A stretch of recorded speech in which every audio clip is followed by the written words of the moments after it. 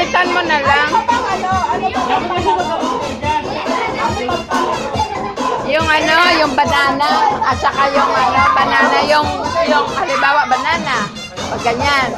Yung mangga, pag ganyan. Pag sinakamali, out. Bilangin mo yung bata kung ilan yan. Anak sa. Ilan mo, binibilangin mo. Bilangan lang pala eh. Sampo. Sampo. Paano ko yung isip ko?